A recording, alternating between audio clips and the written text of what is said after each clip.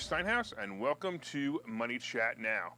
Money Chat Now is a politically charged stock market pre-show giving you the politics of the day and the biggest moves in the stock market. It is presented with comedic common sense and just the right amount of sarcasm by an expert in financial literacy. And hey, that's me, Larry Steinhouse. Today is Monday, July 18th. I want to welcome you to the show. We are here live on WWDB Radio 860 AM in Philadelphia, and we are live on Facebook, LinkedIn, Twitter, and YouTube. Hey, by the way, if you'd like to connect with me and you want to find out where you can reach me or what social media sites I'm on, you can go to contactlarry.com. That's contactlarry.com, and you can find all of my social media contacts there.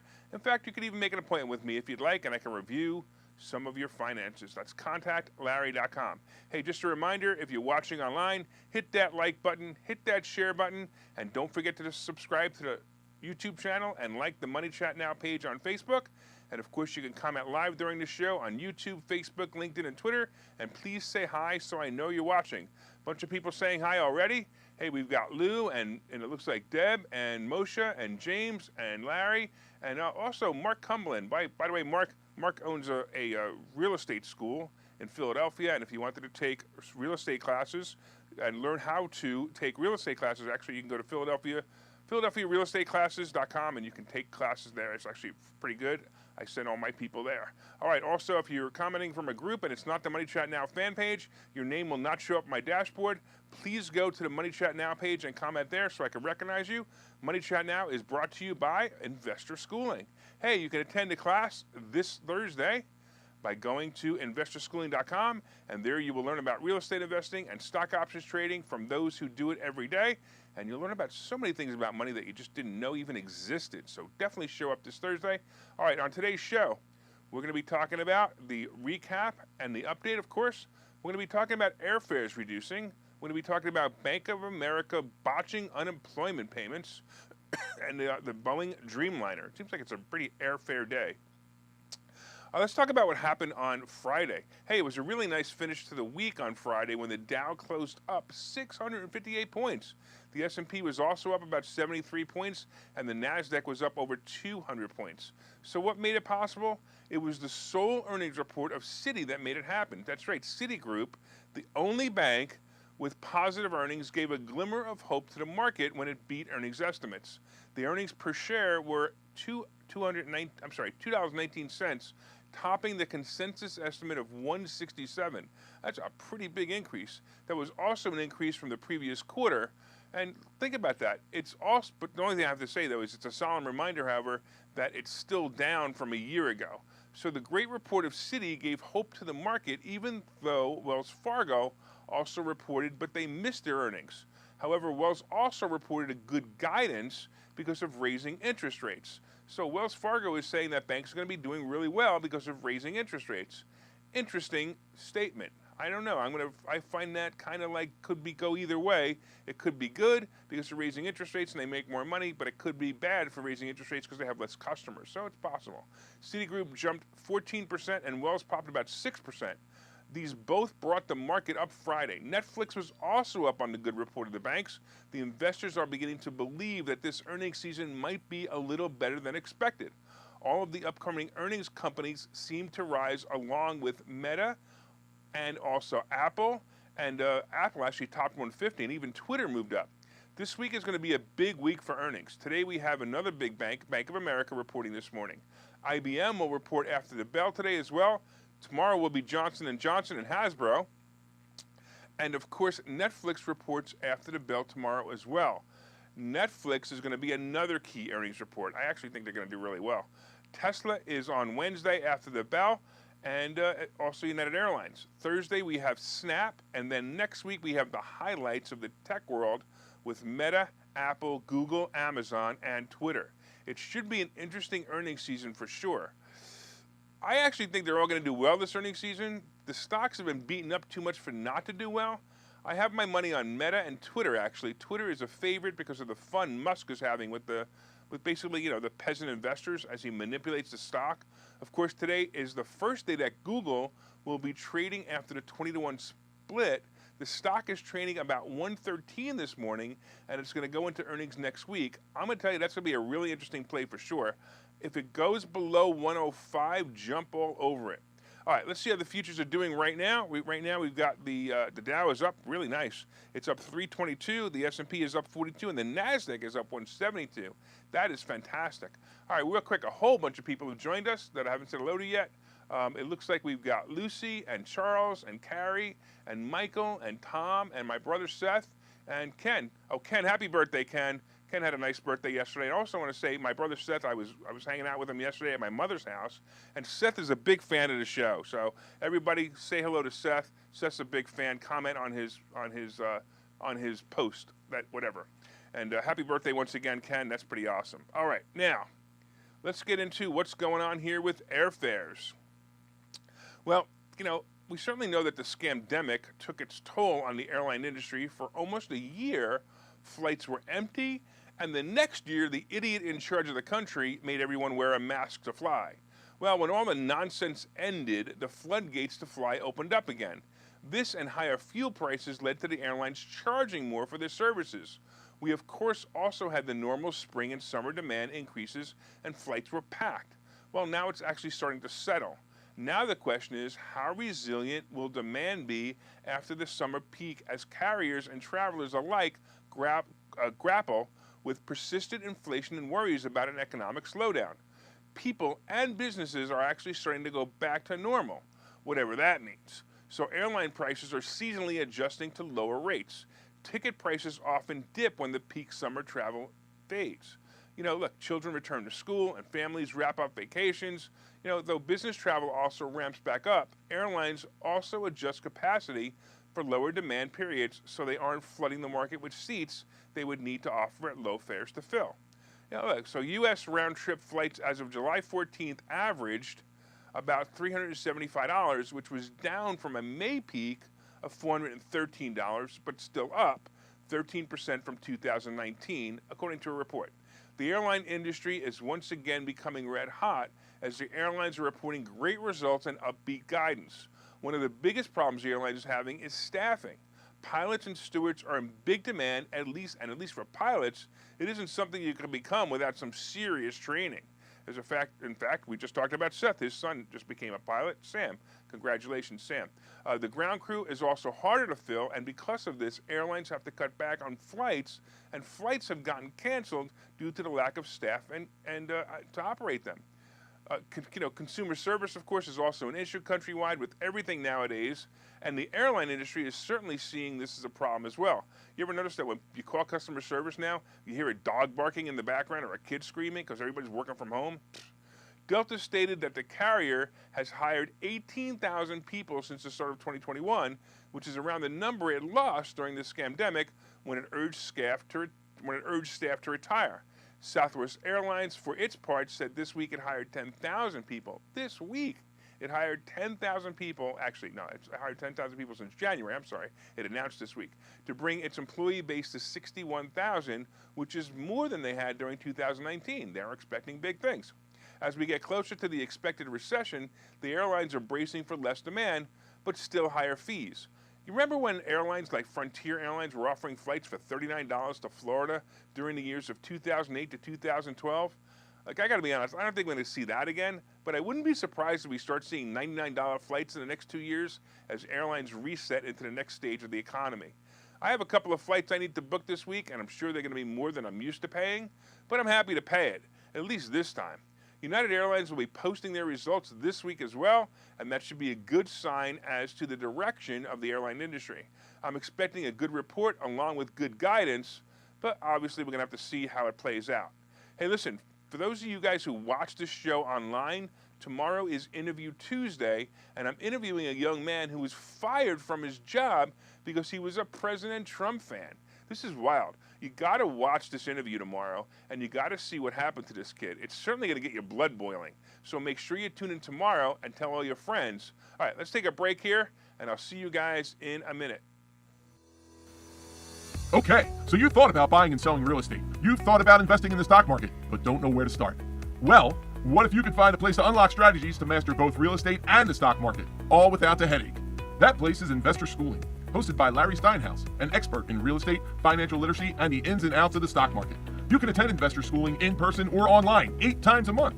You can and will learn how to make money in real estate, and you will learn mastery of stock techniques such as options and covered calls. You will even get a chance to ask one of your burning questions to the stock options sultan, the master of picks and plays.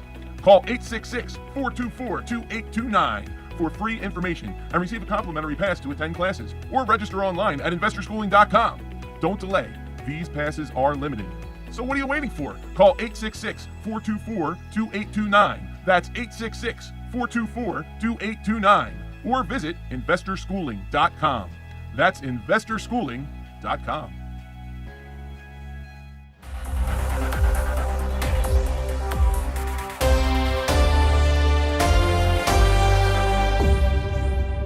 All right, welcome back to Money Chat Now. I'm your host, Larry Steinhouse. And of course, if you'd like more information on investor schooling, you can go to investorschooling.com or call 866-424-2829.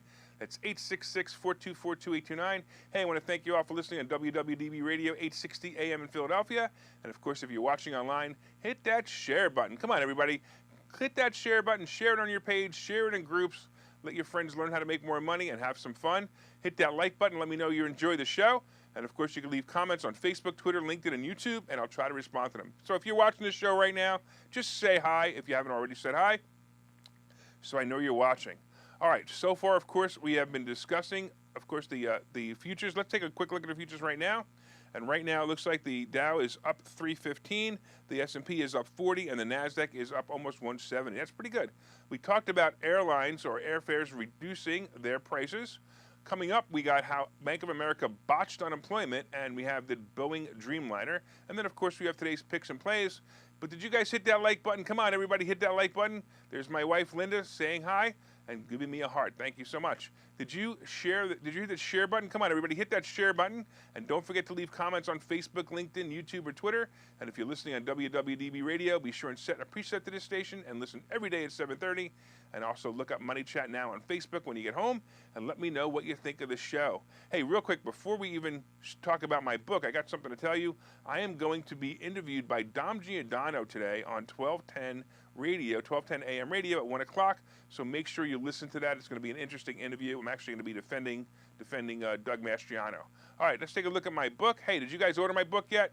Here you go. You can order it now, and actually it's ready to deliver. That's right, it's ready to go. You don't even need to pre-order anymore. You can order it now, and you'll get it this week. You can also go wherever fine books are sold, order it there. Money Hacks by Larry Steinhouse, and I promise you're going to learn something even after you finish the first chapter. All right, let's get into the second half. Let's talk about unemployment and Bank of America. Look, as we get into earnings season, we will always see that some kind of disparaging article about companies just as they're about to report earnings. Sometimes the articles are rehashing of old articles, and sometimes the articles are news just held in waiting to be released right about a week before earnings to lower the price of the stock so the money managers could pick it up cheap. I've seen it so many times. Look, I actually think I'm becoming a stock market conspiracy theorist or something. Well, here's a story about Bank of America that just so happened to come out last week right before earnings. So let's get into it. If you've been on unemployment in the past decade or so, you probably have received your unemployment funds in the form of a debit card. I seriously think this is the dumbest idea for anyone to receive funds, but oh boy, it's really, really good for the bank issuing the funds that comes from the state unemployment fund, but not so good for you. The bank, of course, gets fees on some of the purchases as well as ATM withdrawal fees. The bank also gets to have the funds sitting in their bank, making what's called a sweep interest as they buy and sell bonds overnight with the funds. Also, the banks love the idea of, being chosen by the various state governments to issue these cards. For the consumer, it couldn't be a dumber way to get your funds. Besides the possible bank fees, you could lose the card or the card could be electronically stolen and you could find your card wiped clean with no funds to access. These cards are not chip cards when they're issued, so they're easily cloned by nefarious card readers. Because of the likelihood of these cards being stolen, Bank of America, who had contracts with 12 of the most active states like California, were issuing these cards. It had some fraud detection programs and software trying to prevent fraud. Well, instead of preventing fraud, many of the unemployment beneficiaries during the scamdemic found their card funds frozen because of the faulty fraud detection system would shut down their cards and their access to their funds. So not only were these people out of work by faulty government, Their funds were frozen by a faulty bank system. There were people who could not access their money. Being, being the time of the great scamdemic, there were no bank branches open and customer service teams were either working from home or not working at all. This led to honest citizens with the unemployment fund cards not being able to access these funds. Some stories include people who were buying groceries and found their card did not work and they had to leave without their groceries. Other stories have people stuck without being able to buy gas. So now federal regulators fined Bank of America $225 million for botching the disbursement of state unemployment benefits at the height of the pandemic. The bank actually responded with this statement. The states were responsible for reviewing and approving applications and directing Bank of America to issue payments. As such, Bank of America said it helped the government to successfully issue more than $250 billion, $250 billion in pandemic unemployment benefits to more than 14 million people and overall distributed the more pandemic relief than any other bank to Americans. This action, obviously the action of the fines is what they're talking about, arose despite the government's own acknowledgement that unemployment expansion during the pandemic created unprecedented criminal activity where illegal applicants were able to get states to approve tens of billions of dollars in payments. Bank of America said, adding to that, it partnered with our state clients to identify and fight fraud throughout the pandemic. Well, the bank will probably just pay the fine and be over with. But I wonder if the people who have put out and had these problems will see any of that fine money as restitution. Or does the government just use the victims as a way to extort money from the bank? Yeah, probably. I'd bet in the future the cards will have chips in them. By the way, I'm a firm believer in never having a debit card. Never have a debit card. Debit cards are made to make the bank money and not for your convenience. I go into some depth about this in investor schooling, but it's my suggestion to play everything with credit cards, not debit cards. If your credit card gets coned or stolen, it wasn't your money that the bad guys took. It was the bank's money and you aren't responsible for it. If your debit card gets stolen, even the bank replaces the money. But even if the bank replaces the money, it could take up to 30 days before you can get it. And that's just one of the reasons to use credit cards and not debit cards. Take a good look at that. All right, let's get into Boeing's Dreamliner, and let's talk about what's happening here. Hey, did you know that Boeing has been working on a new plane for 13 years? Yep, this plane, named the Dreamliner. By the way, 13 years, that just sounds funny, that's 13 years. The unlucky number. Well, actually, it's my wife's lucky number. Anyway, this plane, named the Dreamliner, is the 787 that has been anxiously awaited by airlines and even passengers since its inception since about 2009. The design has so many flaws, including electrical problems that cause fires. By the way, nothing like a fire when you're trapped in a tin can a mile over the sky. Oh boy. The plane has been grounded and has been having redesigned since 2013. The plane has also been riddled with problems, and even the redesign, the plane was still grounded. The latest failure, check this out, the latest failure was in March when the FAA found unacceptable gaps in panels in the fuselage. Really? Unacceptable gaps? What the heck? Did someone try to save money by using 1 millimeter smaller panels? Or did the engineers calculate the size of the panels incorrectly? I don't even understand this one. Such a simple but disastrous problem. If you recall, by the way, the 737, not the 787, but the 737 MAX plane had two unexplainable crashes when apparently the computer systems failed on the aircraft. These planes were also grounded as Boeing redesigned the computer systems to prevent crashes in the future. Many are afraid to fly the 737 MAX plane because of the mystery crashes. Several airlines, including American Airlines, have orders for the 787 Dreamliner, and it has turned into a complete nightmare. The plane, which can transport 280 passengers, would be a big help of the problem of not enough pilots and staff. These planes were supposed to be delivered this summer, and they're still in the hangars of Boeing, waiting to be repaired and approved by the FAA. Well, it appears that Boeing is one step closer to having these planes being delivered. Because of the problems with the plane, the FAA will actually be signing off on each plane individually as they are delivered. That, of course, means more cost to the manufacturer. However, I'm sure that Boeing really just wants this plane in the air and out of their hangars. Boeing stock has been moving up greatly on the news, and they also had some other good news today that I believe it was United ordered a bunch of planes from them. But I have a question for you. Would you fly on a 787? I don't know, man. The thought of it scares me, but then again, I never really paid attention to the type of plane I was on anyway. This, of course, and then, of course, there's the fact that the plane must work if it got to the airport in the first place to come pick me up, so it may be all right. I'm going to suggest you watch Boeing stock. I predict it's going to be back in the 200s before the end of the year, and it might be a good play as new orders get written and this plane finally gets launched. Hey, real quick, let's take a break, and when I come back, we're going to talk about some of the plays and picks and plays of the day. See you guys in a minute. Hi, I'm Larry Steinhouse, and I've written a book called Money Hacks. The subtitle to this book is because everything you think you know about money is wrong, and I promise you there are things you think about money that are wrong. There are chapters in this book that I think you will find absolutely fascinating, and some of them are, what is money anyway? Can money buy happiness? I'll bet you don't know the answer to that question. The truth about credit scores, how you can actually use credit cards to rebuild your credit.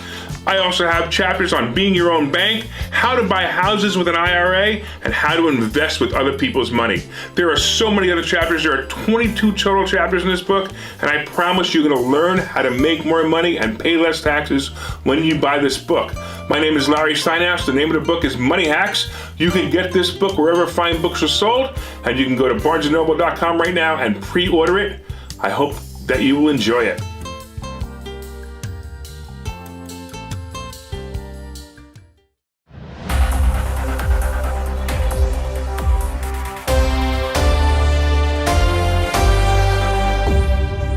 Welcome back to Money Chat Now. I'm your host, Larry Steinhouse. And by the way, that book is no longer pre-order. It is now. You will now get it now. So if you want to order it now. Hey, I also want to remind you that this show is now open to sponsorship. I've sold hundreds of books to people who listen and watch this show every day, and we have raving fans. So if you want to, you could actually become a sponsor for this show. If you'd like to advertise your product on the show, please reach out to let me know. Of course, you can reach out by reaching me at contactlarry.com.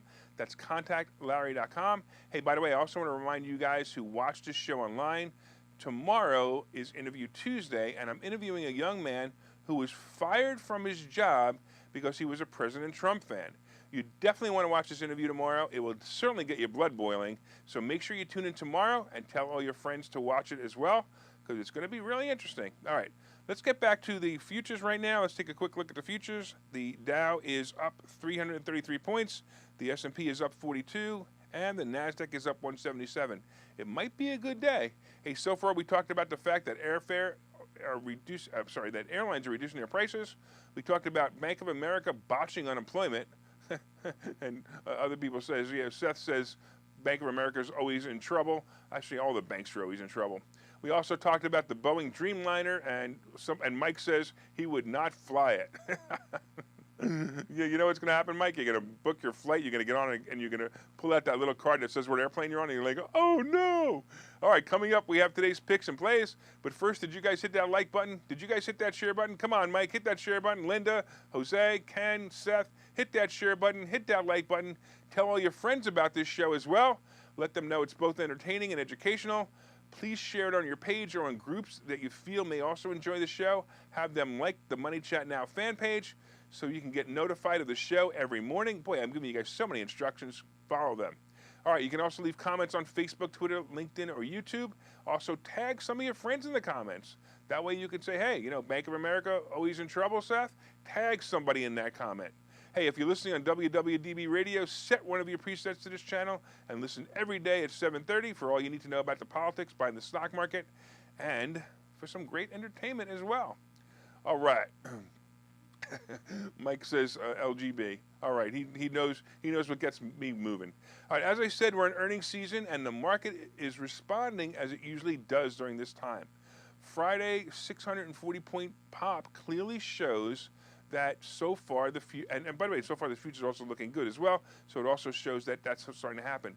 Bank of America earnings will be out very shortly. I have to take a look, and if the earnings are good, boom, the market will take off. If not, the market will probably just pause and not necessarily go negative, by the way.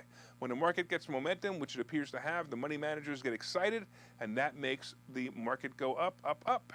And as I said before, the market is all about emotion. That's why you need to tune into the emotion of the market. By the way, the easiest way to tuning into the emotion of the market is following the market and watching or listening to this show. My plays are all, by the way, my current plays are all earnings plays, and whatever's about to report is the play. Meta, United Airlines, Apple, IBM, all great options plays. But be cautious and don't bet the farm. All right, let's take a final look at the futures and see what's going on right now. We got the Dow is up 325 points, the S&P is up 40, and the NASDAQ is up almost 170. Not bad at all. Crypto had a nice bounce this weekend. It's up over 22,000. That could be a bullish sign for the cryptocurrency, so keep that in mind. I see a breakout there. It's possible we might hit that 28 that I had predicted earlier, and then I finally said it may not happen again, but that was my top. Ethereum had a also big bounce and is now almost 1,500. It could be the beginning of a new rally, so definitely pay attention to that. It could be a good move, Oh, yeah. I got to laugh. Michael says the market went up 600 points because Biden is out of the country. That's really funny. All right, gold and silver are still disappointing me, with gold about 17.20 and silver about 19. Yuck. So the Treasury bonds are still hovering below 3%. And not moving much. We know that the Fed is about to raise interest rates again, so that's going to change again. But at the same time, I don't know, it seems like the market is okay with the interest rates raising. If they raise it 3/4 of a point, nothing more, I would imagine that the market will do well. If they raise it more, the market's going to fall back. Oil is back to about $100 a barrel, and the average gas price moved down to $4.52 a gallon. Maybe that's because Biden's out of the country too. Hey, I want to thank all the listeners on WWDB Radio 860 AM in Philadelphia. I want to thank you for your continued support. And if you're enjoying the show, please reach out and let us know. My name is Larry Steinhouse. I am the host of Money Chat Now, and I am the CEO of Investor Schooling. Hey, remember, you can contact me directly at contactlarry.com. That's contactlarry.com. You have to type that into the URL bar. There will be no search on that. So type in contactlarry.com. Don't forget, from time to time, I own some of the assets and options discussed in this show, and the opinions discussed in this show are solely mine, and no one has asked me to discuss them. Don't forget, tomorrow is Interview Tuesday, and you're going to like that interview with young Daniel, who was fired for being a Trump fan. All right, everybody, make it a profitable day.